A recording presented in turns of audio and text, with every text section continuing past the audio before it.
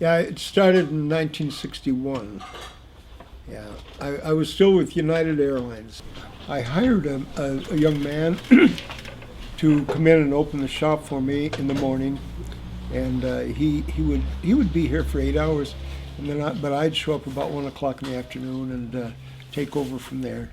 And I'd usually be up here during the week till maybe 10 or 11 o'clock at night, to get it going. I was told, I was advised not to go in business for myself. Yes. When you go in business for yourself, you have to wait a couple of years before you make any profit at all. Eventually, people came in the door and bought ribbons and for both typewriters and adding machines, and then they'd bring in their broken machines and I'd repair them, and that's the way it got started. My wife was up here. It was a family operation. We had a pretty good sized family, Carol and I. I had a sister-in-law here doing the bookwork, and another time I had my brother-in-law up here doing what Matt's doing back there now. That was before he was old enough to come in.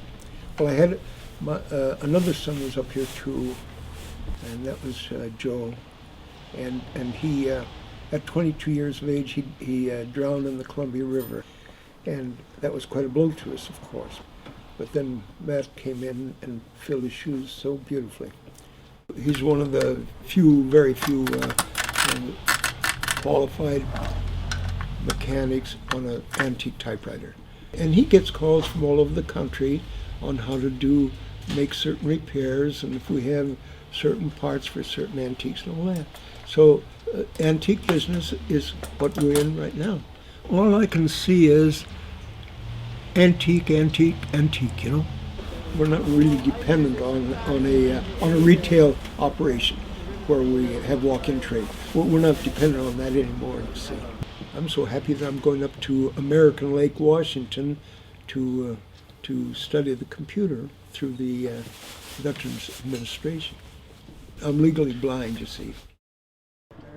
Well, the building's coming down, and landlord's offered us a new place, but whether you can open up a typewriter shop in a modern condominium building is questionable. So who knows? But we'll stay in business one way or another. Keep the same telephone number if nothing else.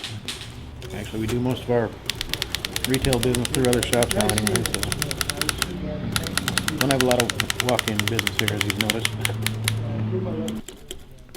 It's inevitable. We've known that for a long time. It's been fun.